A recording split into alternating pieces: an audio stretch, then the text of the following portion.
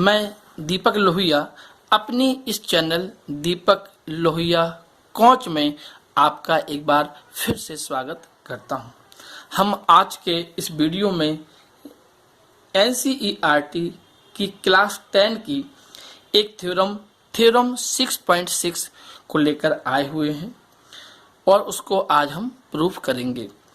इस थ्योरम में स्टेटमेंट है, दो समरूप त्रिभुजों के क्षेत्रफलों का अनुपात उनकी संगत भुजाओं के वर्गों के अनुपात के बराबर होता है।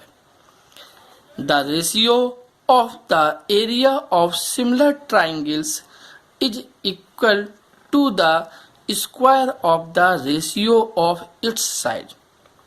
प्यारे बच्चों, इस थ्योरम को प्रूव करने से पहले आपको जानना होगा कि पिछली एक्सरसाइज में मैंने एक थ्योरम को आपको बताया था। वह थ्योरम थी कि समरूप त्रिभुजों में उनकी संगत भुजाओं का अनुपात उनके संगत शीर्ष लंबों या माध्यिकाओं के अनुपात के बराबर होता है। तो बच्चों, इस प्रमेय का उपयोग करते हुए हम इस प्रमेय को बहुत ही संक्षिप्त में और बढ़िया से आपको समझाने की कोशिश करेंगे। तो चलिए शुरू करते हैं अपना इस थ्योरम का प्रूफ। तो प्यारे बच्चों, इसमें लिखा हुआ है दो समरूप त्रिभुजों के क्षेत्रफलों, मतलब यहाँ पर दो समरूप त्रिभुज दिए गए हैं। तो सबसे पहले हम दो त्रिभुज बना लें। यहाँ पर एक त्रिभुज मैंने ए बी सी बनाया और एक दूसरा सिमिलर ट्राइंगल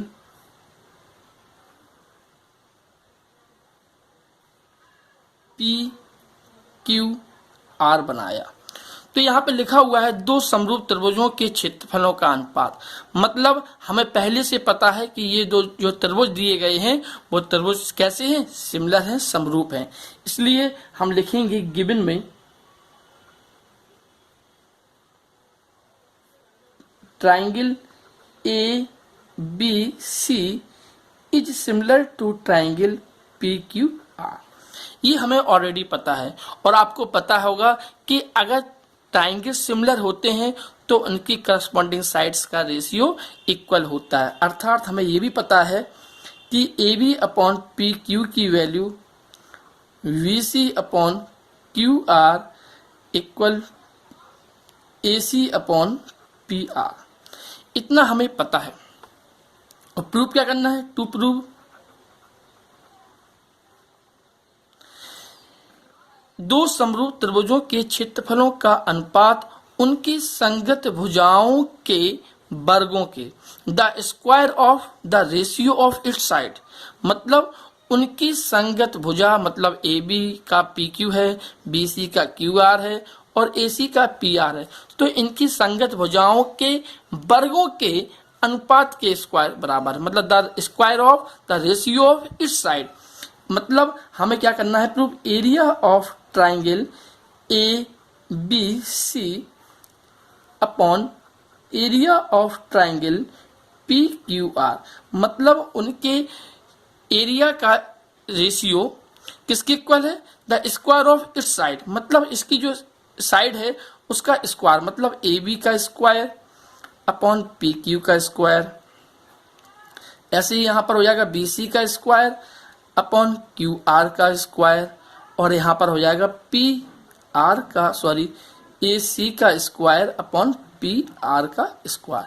तो ये हमें प्रूव करना है कि area of the similar triangle, the ratio of area of similar triangle is equal of the square of the ratio of its side. बच्चों, आप जानते हो किसी चीज का, किसी ट्राइंगल्स का अगर हमें एरिया निकालना हो तो हमें शीर्ष लंब चाहिए। तो इसके लिए हम कंस्ट्रक्शन रचना करेंगे। कंस्ट्रक्शन में क्या कर रहा हूं मैं? यहाँ पर एक परपेंडिकुलर लाइन ए डी और यहाँ पर एक परपेंडिकुलर लाइन ए एम को ड्रॉ कर रहा हूं। तो क्या किया? Draw A D is perpendicular to B C and PM is perpendicular to QR। अब देखते हैं बच्चों, प्रूव करते हैं। प्रूफ में मैंने अभी आपको जैसा बताया था वीडियो के स्टार्टिंग में कि इसमें एक प्रमेय का यूज करेंगे, एक थ्योरम का यूज करेंगे।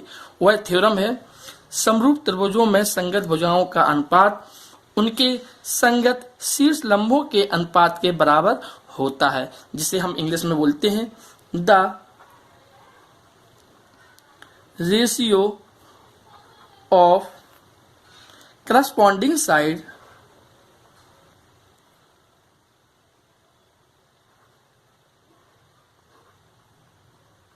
the ratio of corresponding sides is equal to the ratio of corresponding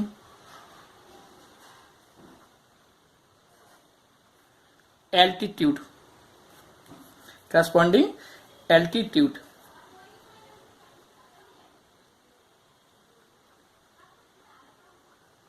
मतलब उनकी संगत भुजाओं का अनुपात उनके संगत शीर्ष लंबों के अनुपात के बराबर होता है। मतलब इस थ्योरम से ये हो गया कि A B upon P Q की value B C upon Q R के इक्वल ऑलरेडी थी, A C upon P R के ऑलरेडी इक्वल थी, लेकिन इन संगत भुजाओं का अनुपात जो होगा वह उनके संगत शीर्ष लंबों के अनुपात के बराबर भी होगा, अर्थात एडी बटे पीएम। बच्चों ध्यान देना, जो संगत भुजाओं का अनुपात है वह उनके संगत शीर्ष लंबों के अनुपात के बराबर भी होगा। The ratio of corresponding sides is equal to the ratio of corresponding altitude in two similar triangle. लिख सकते हैं इन टू सिमिलर ट्राइंगल्स। तो बच्चों आप जानते हैं एरिया ऑफ ट्राइंगल कितना होता है? किसी त्रिभुज का क्षेत्रफल जो होता है वह होता है 1/2 बेस इंटू हाइट।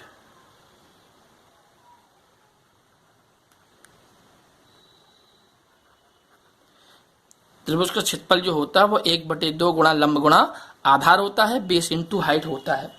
तो बच्चों हम देखेंगे the area of triangle A B C upon, इसको इक्वेशन नंबर 1 मान रहा हूं, upon area of triangle P Q R. बच्चों आप जानते हो किसी भी ट्राइंगल्स का जो एरिया होता है वो 1/2 गुणा आधार कितना है, यहाँ पर देख सकते हैं आप लोग, आधार BC है तो यहाँ पर BC हो गया, इनटू इसका ऊंचाई कितनी है, हाइट, एल्टीट्यूड AD है। ऐसे ही नीचे वाले ट्राइंगल में भी देखें PQR में आधार कितना है, QR है, और इसका जो ऊंचाई है लंब है वो कितना है, PM है।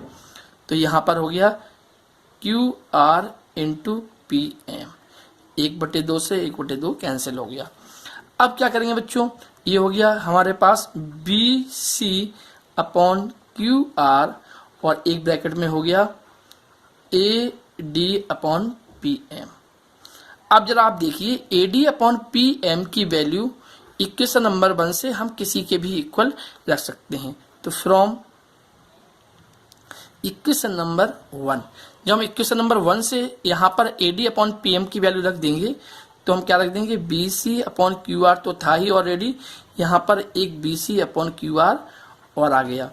तो आप देख सकते हैं area of triangle ABC upon area of triangle PQR की वैल्यू कितनी आ गई है, BC square upon QR square. हम ऐसे ही सिमिलरली